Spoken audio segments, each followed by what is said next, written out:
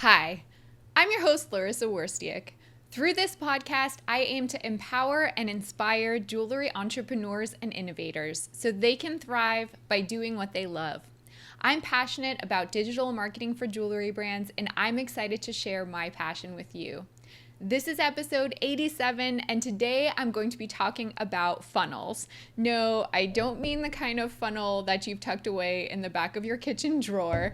Instead, I'm going to be introducing you to something called a marketing funnel, which can help you understand your customer's path to purchase, allow you to see how your marketing is both succeeding and failing, give you clues about how to adjust your marketing plan, and help you set realistic expectations about what marketing can help you achieve at any given time.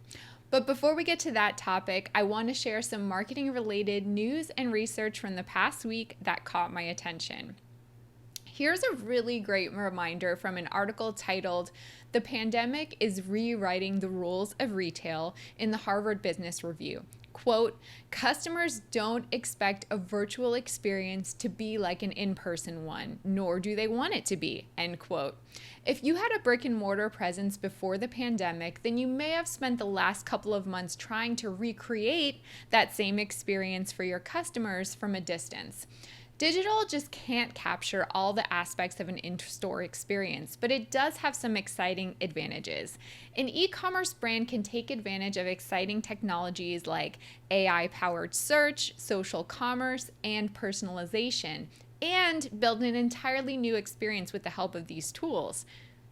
Are you ready for the blended shopping experience of the future? A new article in Multi-Channel Merchant asserts that a post-COVID retail experience will be a blended private shopping experience, utilizing technologies like augmented reality, which lets the consumer try before she buys without ever visiting a jewelry showroom.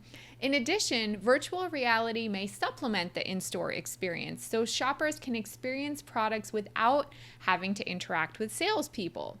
It may seem kind of space age and unbelievable, but brands like Kay Jewelers are actually already taking advantage of these technologies and thinking about how to make the shopping experience not only more immersive, but also really safe and comfortable during these strange times. I was recently interested in learning more about the product development and marketing strategies for the young jewelry brand Mejuri, which targets self-purchasing millennial women. A new article about the brand in Zoe Report explains, quote, "Since it began in 2016, the label has focused on a weekly drop model, with each piece handmade in fairly limited quantities. Oftentimes when the jewelry sells out, then Mejuri's customers will actively add their names to the wait list for the next bunch. This allows the brand to understand exactly which products to double down on and not to overmake the ones that don't meet the same amount of demand," end quote. To create buzz before each drop, the brand will collaborate with influencers to create relevant and enticing content.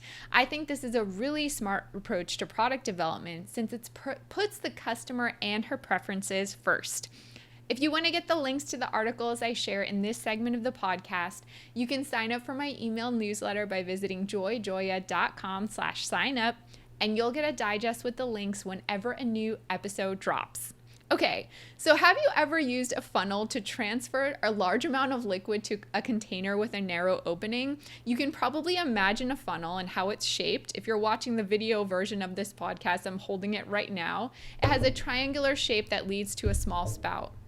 Did you know that a funnel should also play an important role in your jewelry marketing strategy? In marketing, a funnel refers to the steps you'll need to take in order to nurture your prospective customers so they can eventually become lifelong fans of your jewelry brand.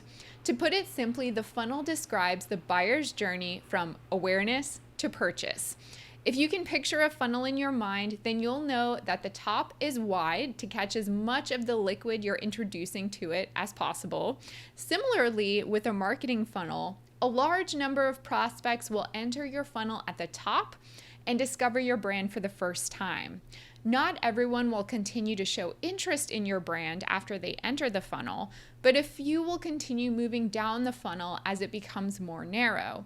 In the middle of the funnel, the customers will learn more about your brand and evaluate your products. The funnel becomes even more narrow and you will lose a few more potential customers. At the bottom of the funnel, the most qualified customers make their purchases. Unlike a real funnel, which keeps all the liquid within it, a marketing funnel will only hold your most qualified prospects.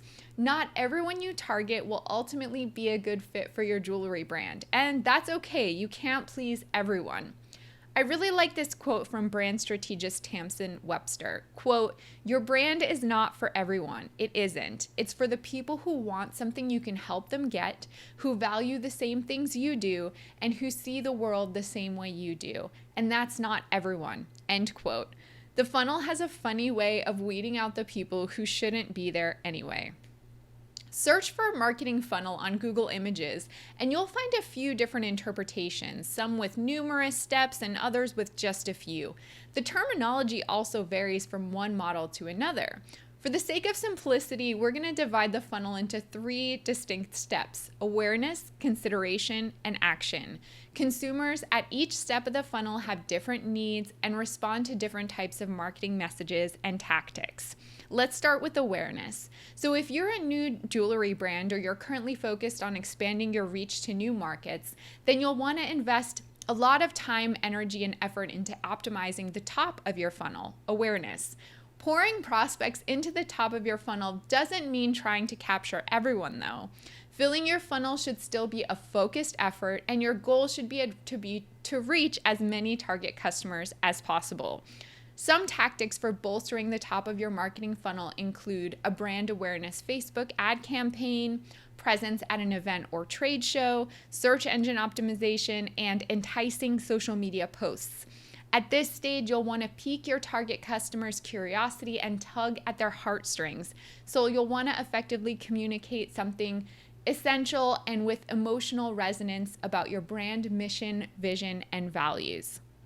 In the second stage, consideration, in the middle of the funnel, prospects are already curious and you've piqued their interest. They'll likely follow you on social media and even sign up for your email marketing newsletter if you offer them a clear and strong call to action. Prospects in the consideration step of your funnel will want to know more about your reputation, your products, and your values as a business. Some may even want to know, who else is wearing this jewelry, and does this jewelry match my style and lifestyle? Some tactics for strengthening the middle of your funnel include Facebook retargeting ads, email marketing campaigns, blog posts, and directly engaging with these people on social media. At this stage, you'll want to build trust with the prospect through consistency, and you'll want to continue reminding her that your brand not only exists, but that it's also relevant. In the third stage of the funnel, action, which is at the bottom, your prospects are more interested in details like product reviews, product descriptions, customer service information, shipping details, return policies, and more. They're the ones who are adding products to their carts and trying to decide whether or not to enter their payment information and ultimately make a purchase. They might be comparing your jewelry to similar products made by your competitors, and they're probably asking themselves questions like, do I really need this right now? And can I afford this? To optimize the bottom of your funnel, you can utilize product-specific Facebook retargeting ads, send automated abandoned cart emails, add social proof and user-generated content to your website and social media, and improve your product pages. You can listen to episode 84 for more information about that. At this stage, your soon-to-be customer wants to feel confident and certain. Keep in mind that the process to get a prospect through the funnel can be very short or even very long or anywhere in between.